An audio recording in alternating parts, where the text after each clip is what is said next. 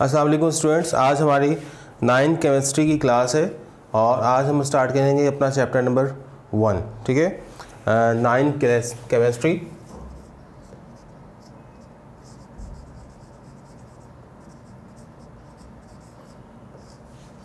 और इसका chapter number 1 हम पढ़ रहे हैं। चैप्टर नंबर 1 हमारे पास है इंट्रोडक्शन टू केमिस्ट्री। ठीक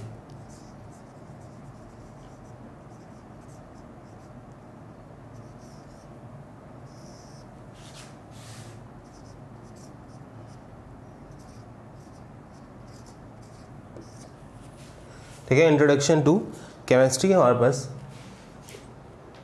चैप्टर नंबर 1 है ये हमारे पास। सही है।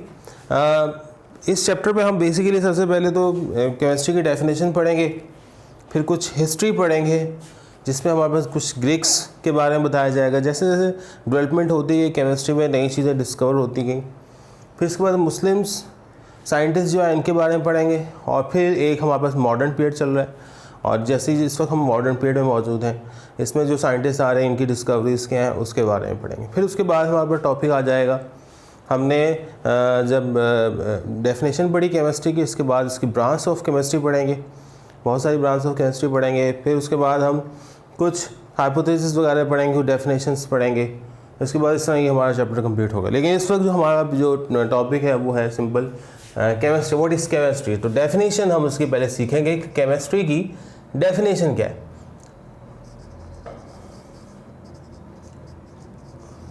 ठीक है, तो स्टूडेंट आप लोग स्कूल से आएंगे, स्कूल में आपके पास पहले तो एक याद रखेंगे, आपके पास ये जो भी लेक्चर हो हमारा 9 केमिस्ट्री के हवाले से तो आपके पास बुक होना लाजमी है, क्योंकि बहुत सारी चीज़ें बुक में से मैं आपको बताऊंगा वो आपको नोट करनी है।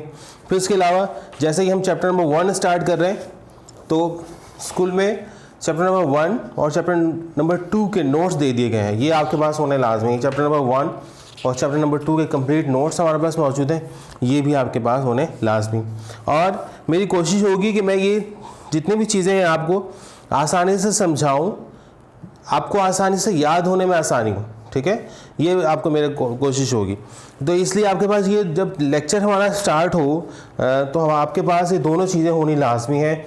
नंबर 1 आपके पास बुक होनी चाहिए और नोट्स होने चाहिए, जो कि मैंने रेडी करके आपकी फ़ोटोकॉपी शॉप पे दे दिए हैं, उनके पास मौजूद है। तो चैप्टर नंबर 1 और चैप्टर नंबर 2 के नोट्स आप वहाँ से ले सकते हैं।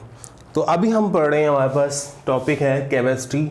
तो केमिस्ट्री की डेफिनेशन क्या है?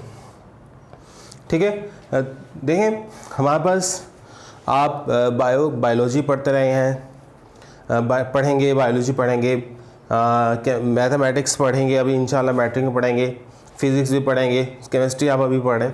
तो biology, botany, zoology, physics, chemistry, maths, ये सब साइंस की ब्रांचेस हैं। ठीक है, ये सब साइंस की ब्रांचेस, साइंस के अंदर हम स्टडी कर रहे हैं। तो हमारा जो टॉपिक है वो है कि साइंस के अंदर हम किस चीज़ की स्टडी कर रहे हैं?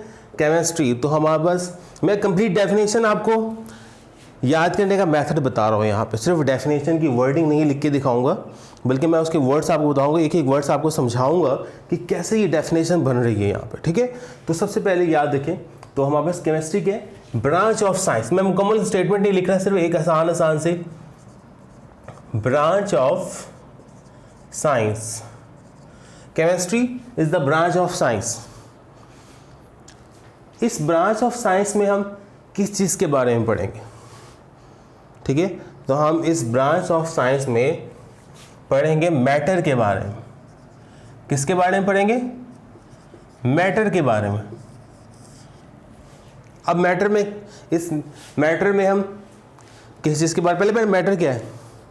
Everything which occupy space is known as matter. अच्छा, जो मैं डेफिनेशन बोल रहा हूँ ये आपको लास्ट में नहीं कि लिखें, आपके नोट्स में मौजूद हैं। आपका यहाँ पे कंसर्न आपके टॉपिक को अच्छे तरीके से समझना है। ठीक है, लिखने पे तवज्जो ना दें, बल्कि टॉपिक को समझने की कोशिश करें। जब टॉपिक आप अच्छे तरीके से समझ लेंगे तो आपको याद करने में भी आसानी होगी। ठीक है, तो हमारे पास सबसे पहले chemistry is the branch of science, और इस ब्रांच ऑफ साइंस में किस चीज़ के बारे में पढ़ेंगे? इसके मैटर के बारे में पढ़ेंगे। तो आप सेंटेंस आप बुक उठा अपने नोट्स बुक उठा के कुछ भी देखें तो आपके पास एक पहली लाइन कंप्लीट हो जाएगी। तो आपने क्या सीखा, केमिस्ट्री ब्रांच ऑफ साइंस है जिससे हम मैटर के बारे में पढ़ते हैं। अब मैटर में, इस मैटर में किन किन चीज़ों के बारे में पढ़ेंगे, मैटर के अंदर किस चीज़ को स्टडी करेंगे।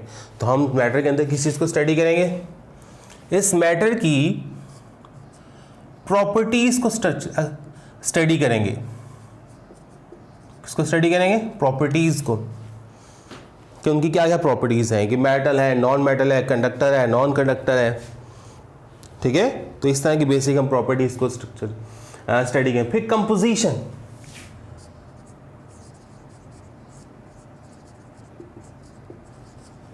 फिर उनकी कंपोजिशन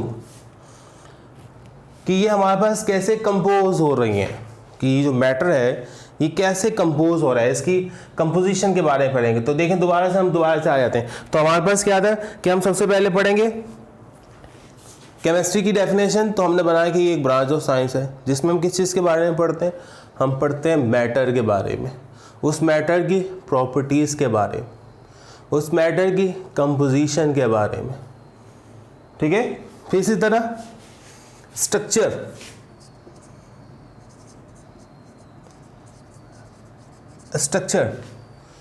कि स्ट्रक्चर क्या होगा, इनका स्ट्रक्चर कैसा है, शेप कैसी, स्ट्रक्चर मीन्स आप ये समझ लें कि इनकी शेप कैसी, ठीक है।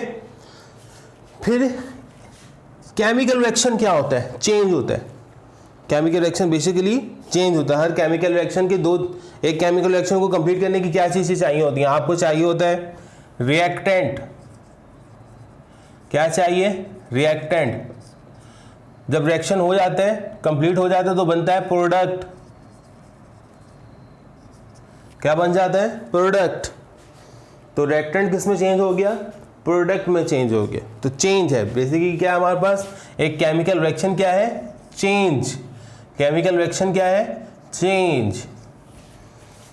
तो मैटर की प्रॉपर्टीज के बारे में पढ़ेंगे, कंपोजिशन के बारे में पढ़ेंगे, स्ट्रक्चर के बारे में पढ़ेंगे, और चेंजेस के बारे में पढ़ेंगे कि इसमें चेंज कैसे आ रहा है, ठीक है। फिर इसी तरह आने वाले चेंज किस वजह से आ रहा है, किन असूल्स के मुताबिक आ रहा है, किन प्रिंसिपल्स के मुताबिक यहां पे चेंज आ रहा है।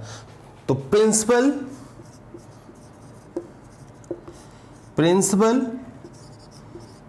गवर्निंग द चेंज,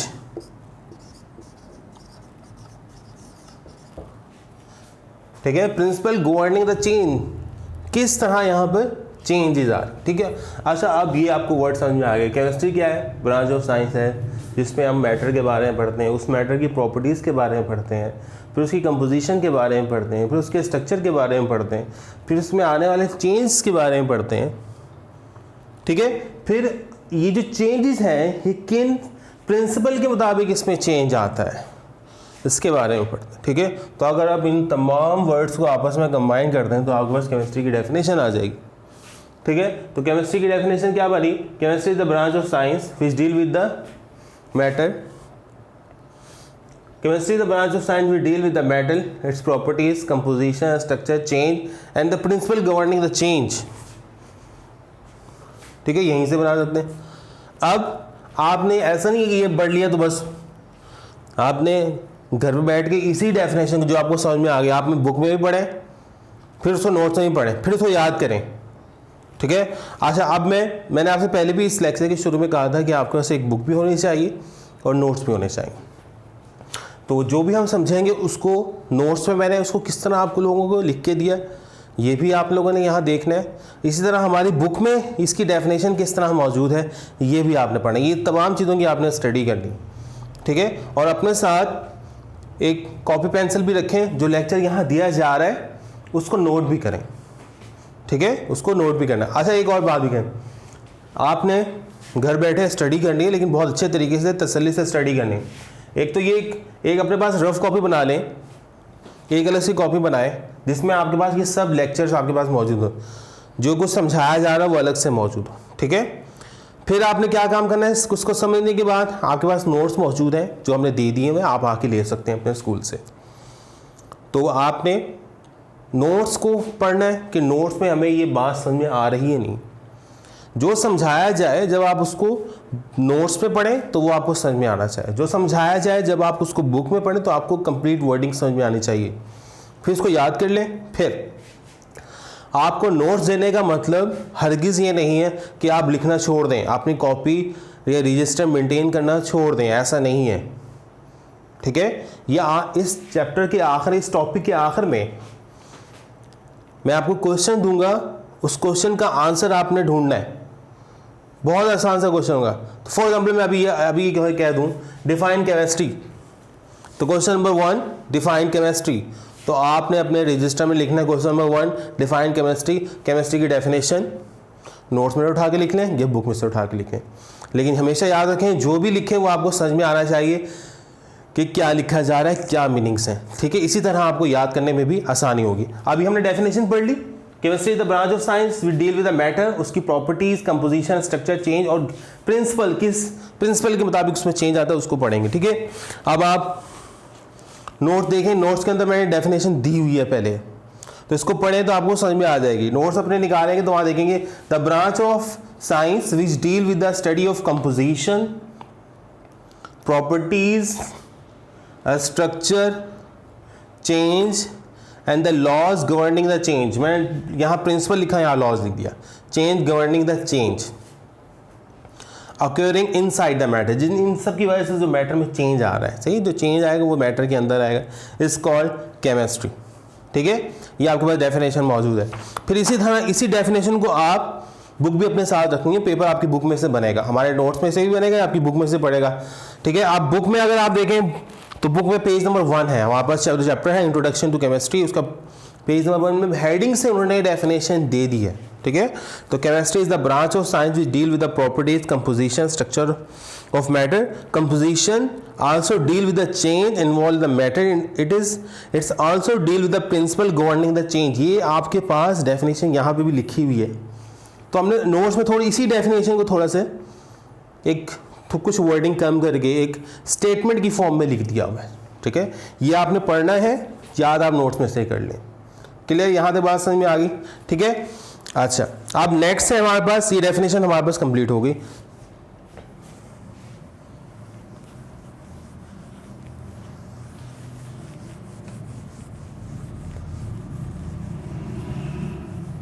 अब हमने कुछ हिस्ट्री पढ़नी है, ठीक है। हम डायरेक्ट ब्रांच ऑफ केमिस्ट्री पर नहीं जाएंगे बल्कि कुछ हिस्ट्री पढ़ेंगे, उसके बाद हम आगे जाएंगे। तो अब हमारे पास जो टॉपिक है वो है landmark,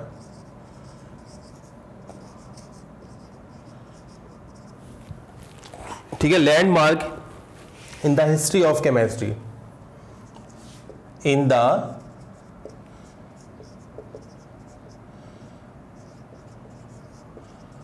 of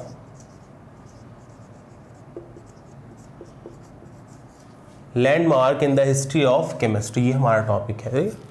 landmark in the history of chemistry, कैसे कैसे केमिस्ट्री में डेवलपमेंट आती रही, तो उसकी हिस्ट्री के बारे में पढ़ेंगे। पहले क्या हुआ, किसने क्या स्टेटमेंट दी, क्या समझते थे लोग केमिस्ट्री के बारे में, ठीक है। फिर उसके बाद जब सबसे पहले ग्रीक्स के बारे में पढ़ते हैं, बहुत छोटे छोटे कॉन्सेप्ट ग्रीक्स ने दिए, मज़ीद इसमें एडवांसमेंट आती गई। तो ग्रीक्स के बाद हम पढ़ेंगे मुस्लिम पीरियड्स के बारे में पढ़ेंगे, फिर हम मॉडर्न पीरियड के बारे में पढ़ेंगे। मॉडर्न पीरियड इस वक्त जो पीरियड हमारा चल रहा है, इस वक्त जो साइंटिस्ट स्टडी कर रहे हैं, रिसर्च कर रहे हैं, अपने अपने थ्योरीज दे रहे हैं, अपने स्टेटमेंट्स दे रहे हैं, उसके बारे में पढ़ते हैं। ये हमारा इस वक्त जो करंट पीरियड चल रहा है ये मॉडर्न पीरियड कहलाता है, ठीक है। तो अभी जैसे ये लिखा हुआ landmark in the history of chemistry, तो हमारा जो पहला टॉपिक है वो है द ग्रीक्स। तो ये पेज नंबर 2 आपके पास है, द ग्रीक्स पीरियड, ठीक है, ग्रीक्स पीरियड, ग्रीक्स पीरियड, ठीक है, द ग्रीक्स पीरियड। अभी हम पढ़ेंगे ग्रीक्स पीरियड। अब ग्रीक्स के जो हमारे पास साइंटिस्ट है वो कौन कौन से, पहले तो अच्छा इसमें हम इस ग्रीक्स पीरियड में इंडिविजुअल साइंटिस्ट के बारे में, उनकी डिस्कवरीज के बारे में हम नहीं लिखेंगे। कंबाइंड स्टेटमेंट देते हैं, कंबाइंड वर्डिंग बनाते हैं, कंबाइंड पॉइंट बना देते हैं कि इन्होंने ग्रीक्स ने इन चीज़ों के बारे में बताया। लेकिन इसके अगेंस्ट जब हम मुस्लिम पीरियड पढ़ेंगे, हम मॉडर्न पीरियड पढ़ेंगे, तो मुस्लिम पीरियड्स के जो साइंटिस्ट हैं उन सब के बारे में अलग से पढ़ेंगे। लेकिन इसी तरह जब हम मॉडर्न पीरियड पढ़ेंगे तो हर एक साइंटिस्ट उसकी डिस्कवरीज अलग अलग से बताएंगे। Clear student? तो ये याद रखें। तो इस वक्त हमारे पास क्या है, वो है द ग्रीक्स पीरियड। ठीक है, तो ग्रीक्स ने क्या कहा, तो पहले तो याद रखें ग्रीक्स के साइंटिस्ट कौन कौन से थे। तो ग्रीक्स से जो साइंटिस्ट थे वो सब फर्स्ट पहले, ऐसे साइंटिस्ट तो बहुत सारे हैं उनके पीरियड में, ऐसा नहीं कि इन तीनों ने केमिस्ट्री के बारे में बताया जिनके अभी नाम लिखेंगे, लेकिन इनकी डिस्कवरीज जो थी वो ज़्यादा फेमस थी बनस्बत दूसरों के। तो इसलिए हमारी बुक में भी इन तीनों के ही नाम दिए गए। क्लियर? तो सबसे पहले होता है हमारे पास प्लेटो। प्लेटो एक साइंटिस्ट है। फिर है अरिस्टोटल, फिर डेमोक्राइटिस,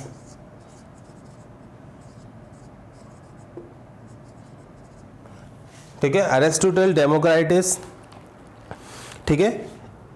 अच्छा, ये हो गए साइंटिस्ट। इन तीनों ने क्या बताया, सबसे पहले इनकी जो इनके मुताबिक केमिस्ट्री क्या थी, तो उन्होंने केमिस्ट्री के अंदर कॉन्सेप्ट दिया एलिमेंट, एटम और केमिकल चेंज।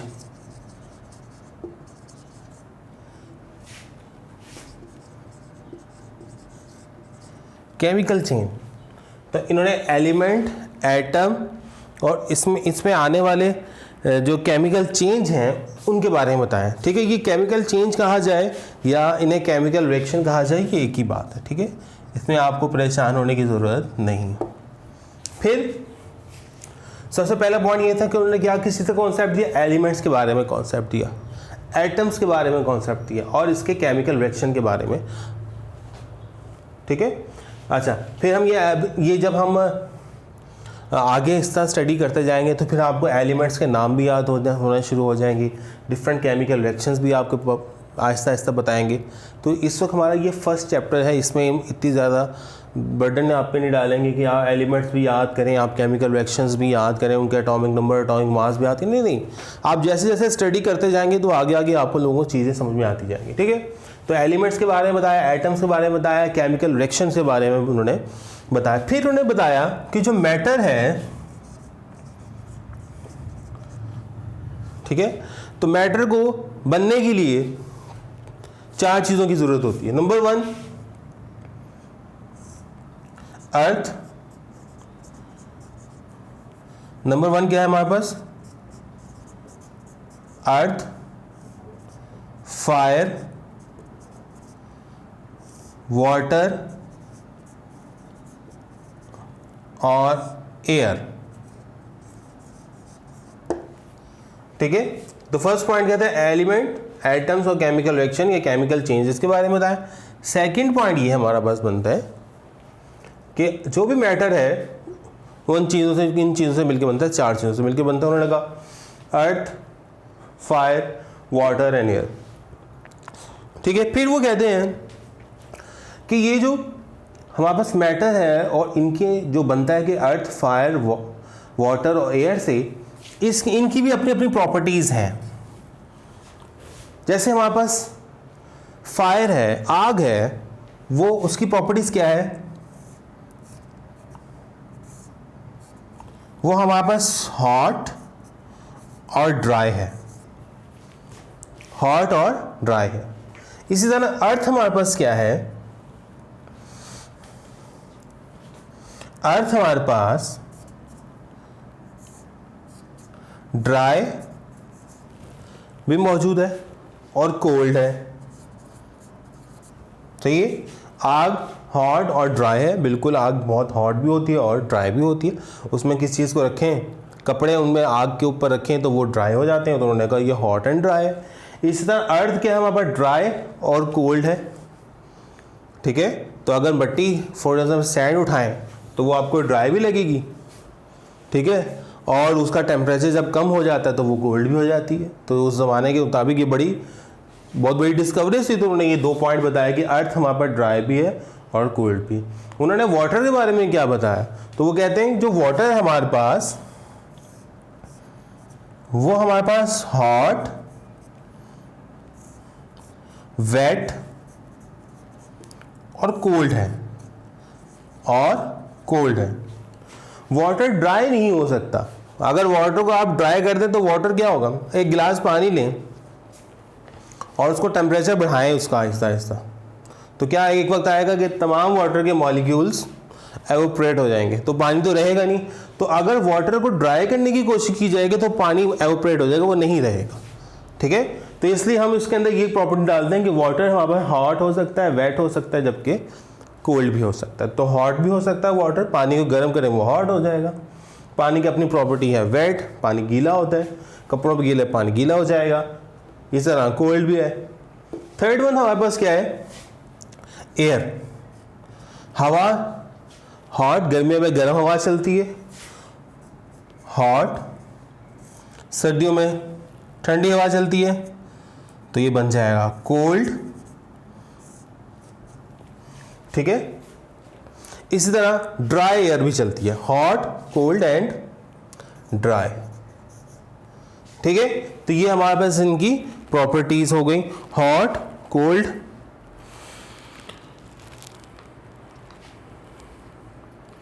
ठीक है, ये हो गए हमारे पास। अच्छा, क्लियर यहां तक। अच्छा, ये हमारे पास इनकी प्रॉपर्टीज हो गई। तो ये हमारे पास तीन इनकी प्रॉपर्टीज बनी। Number 1 element, atoms and chemical reaction के बारे में बताया, मैटर्स के बारे में बताया कि मैटर के अंदर मैटर किन चीज़ों से मिलके बनता है, अर्थ, फायर, वाटर एंड एयर से मिलके बनता है। ये मैं थोड़ा सा इसको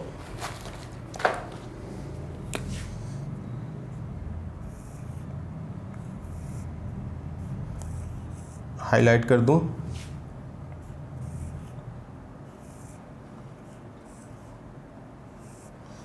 क्लियर है।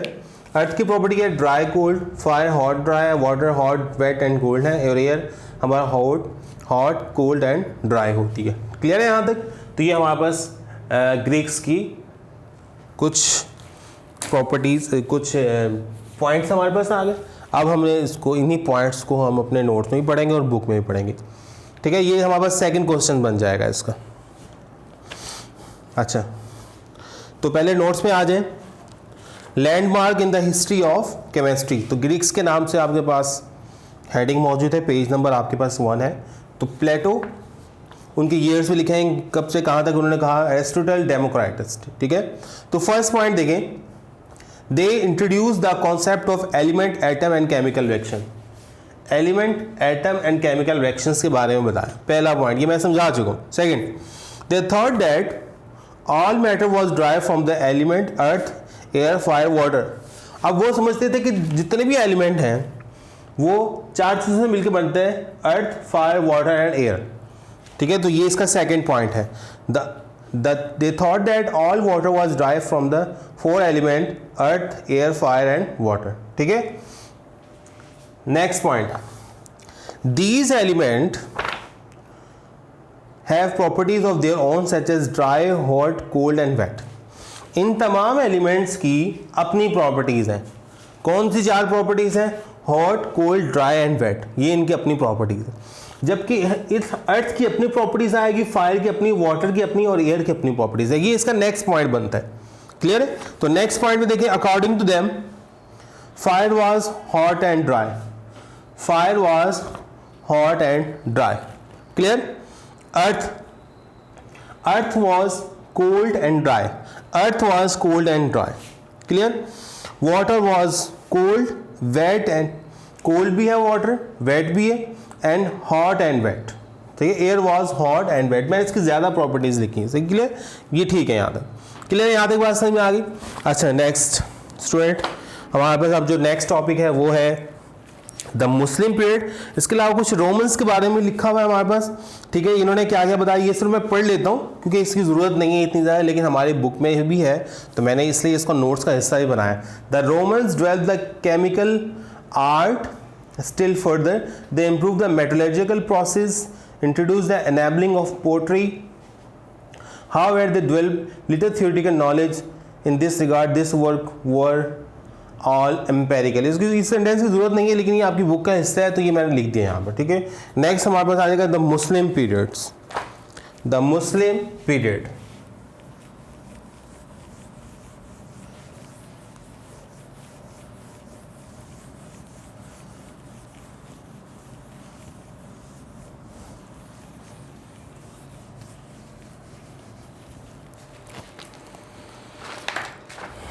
The Muslim period.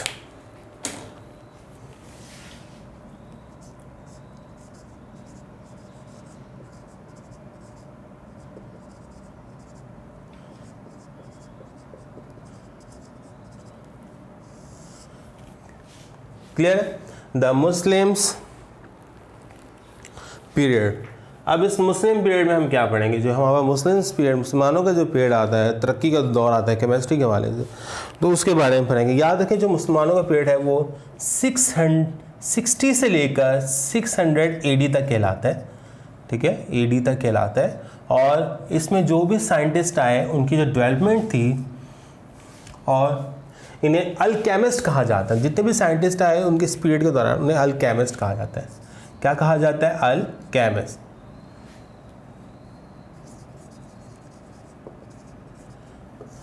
ठीक है, तो मुस्लिम पीरियड हम पढ़ेंगे जो कि 660 से लेकर 600 AD तक है। और इसमें जितने भी साइंटिस्ट आते हैं उन्हें अल्केमिस्ट कहा जाता है। और इसमें हमारे पास जो सबसे पहले साइंटिस्ट आते हैं उनका नाम है, हमारे पास है जाबिर बिन हयान। ठीक है, जाबिर बिन हयान।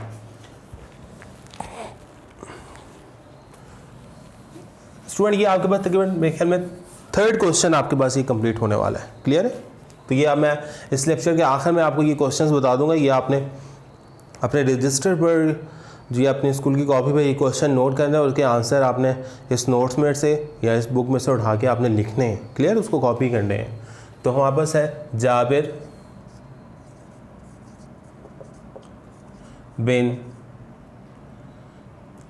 इब्न हयान।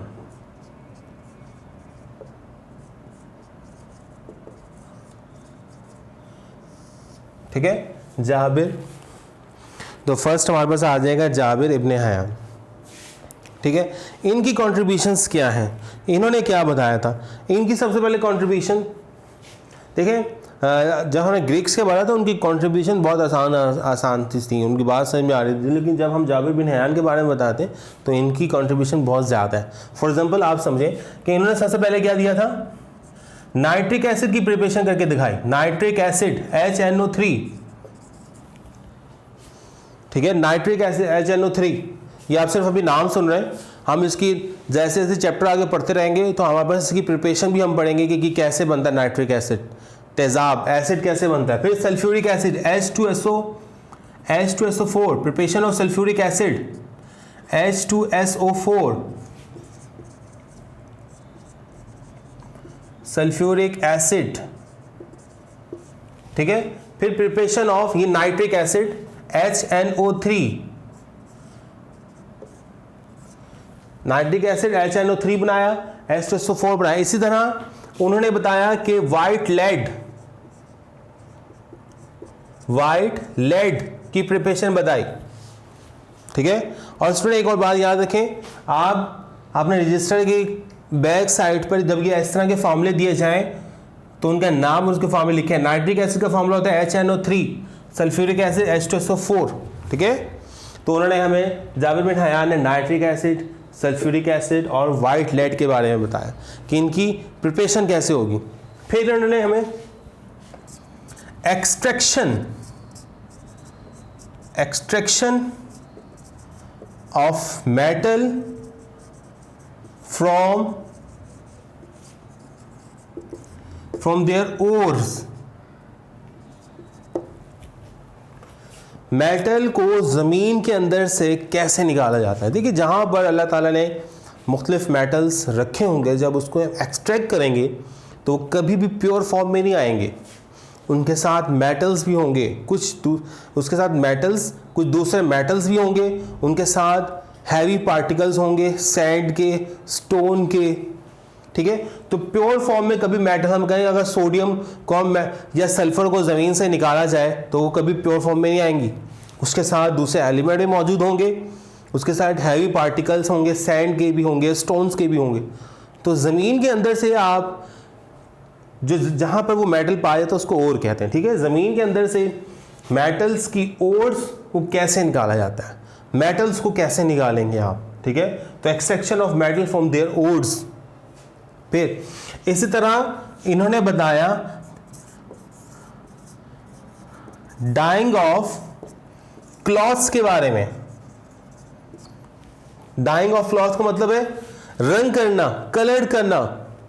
कपड़ों को कलर कैसे किया जाता है? देखें, आप देखें कॉटन फैब्रिक, कॉटन अगर आप फील्ड में से देखें जहाँ पे कॉटन उगाई जाती है तो कॉटन का कलर कैसा होता है? वाइट कलर होता है। लेकिन हम डिफरेंट कलर के कॉटन के कपड़े पहनते हैं, डिफरेंट कलर। तो कलर्स कैसे होते हैं? जो कलर करने का मेथड होता है उसे डाइंग कहा जाता है, DYEING, डाइंग। तो कलर जिस तरह किया जाता है कपड़ों को, उनको डाइंग कहा जाता है। कलर करने का मेथड को, प्रोसीजर को, प्रोसेस को हम डाइंग कहते हैं। तो डाइंग ऑफ क्लॉथ्स उन्होंने सिखाई उस जमाने में।